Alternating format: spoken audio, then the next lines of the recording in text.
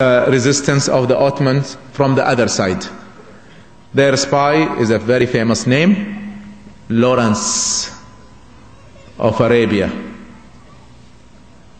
who went, he is a very well known, this is documentary, he is a British spy who went to Al-Hijaz and met with Faisal, the son of Al-Sharif Hussein, the leader of the Arabs, and convinced him of Arab nationalism. And you are not Turks. How could you allow the Turks to rule you? We will support you against the Turks. And the Arabs were deceived. And the promise of Britain was, if you help us against the Turks, we will establish an Arab state in all of the Arab land. And the Arabs were deceived with that. They agreed. They joined hands. The army of Al-Sharif Hussein, led by his son Faisal, the moves arranged by Lawrence, attacked Al-Aqaba from the east. The Ottomans did not expect that. They were ready for the army to come from the west or from the sea. Suddenly, Aqaba fell in the hands of the Arabs, not the British. And then they agreed together that they will attack Palestine and Syria and get rid of the Turks. And it was a race between the Arab army by Faisal and the British army by Allenby, who would enter more lands quicker. Allenby entered Jerusalem, went to the grave of Salah ad-Din and kicked it. We are back, Salah ad-Din. With the help of the Arabs, we are back. Strange, strange history. And then there was a race towards Damascus, and both armies entered Damascus at the same day.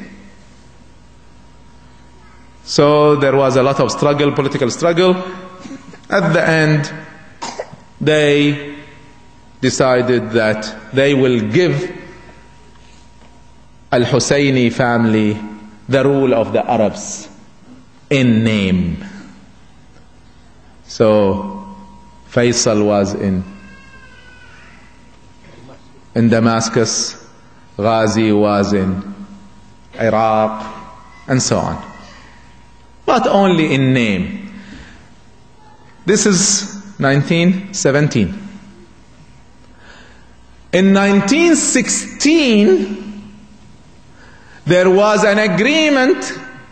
This is before, see, I'm telling you, this is what the Arabs saw. But what they did not see, that we already see now, when the British documents came out later on, is in 1916, there was an agreement called Sykes-Picot between Britain and France, stating that after the conquer of the Arab lands, Britain will take over all except Syria and Lebanon. That would be in the French hands. Italy got angry, so they gave it Libya. يقول صلى الله عليه وسلم: توشك أن تداعى عليكم الأمم كما تداعى الأكلة إلى قصعتها. Soon, the Prophet ﷺ says, soon other countries will call itself upon you as if people calling themselves towards dinner. قالوا أمن قلة نحن يا رسول الله? Are we going to be few at that time? Is that why we're conquered? قال صلى الله عليه وسلم: كلا بل أنتم كثير ولكنكم غثاء كغثاء السيل. No, you're so large in numbers, but you're like the foam over a sea. Bubbles, nothing inside. قالوا مما ذلك يا رسول الله. Why are we like bubbles at that time? قال لما أصابكم الوهن. Because you are weak. قالوا وما الوهن يا رسول الله. Why are we weak at that time? قال حب الدنيا وكراهية الموت. When you love this life so much and hate death so much, then you become weak. This ummah has only one hope, is to love al-akhirah and be ready to die. Anyway, so they fooled us. They took over our land. They installed puppet governments everywhere. And Muslims and Arabs became divided. The Arabs hate the Turk hates the Arabs, and so on. 1924, Ataturk declares that the Khilafah is over. We don't even want the name, and Turkey is not part of the Muslim world anymore. We want to be part of Europe.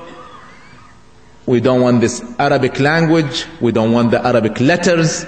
And even azan will be said in Turkish. And that, by the way, continued for, I think, 25 years or so. 24 years, yeah. 24 years. 50, huh? Yeah, 54. 54 years. 54 years, the azan in Turkish. So, yeah. What is lower than this?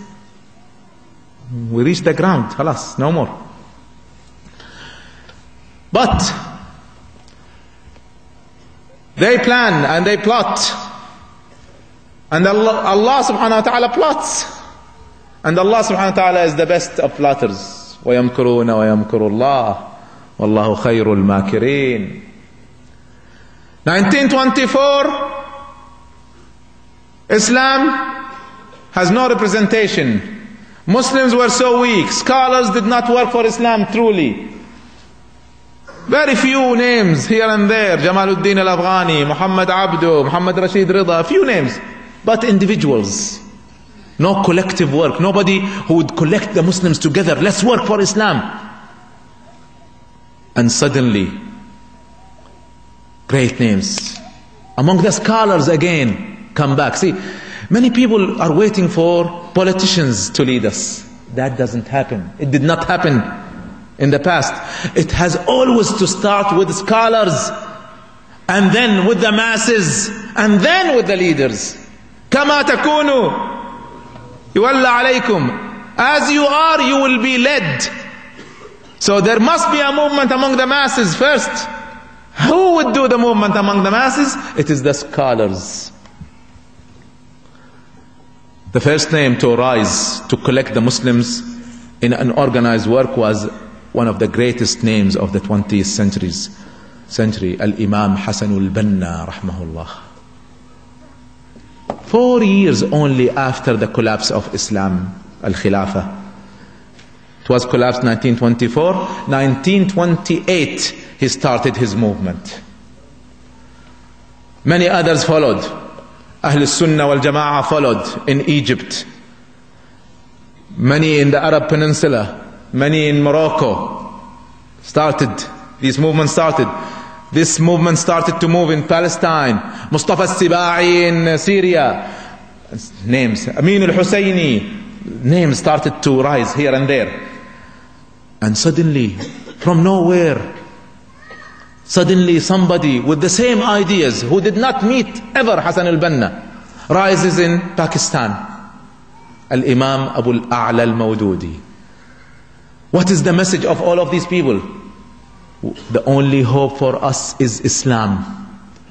Islam is not only worship. Islam is a way of life. Islam is politics, economics, international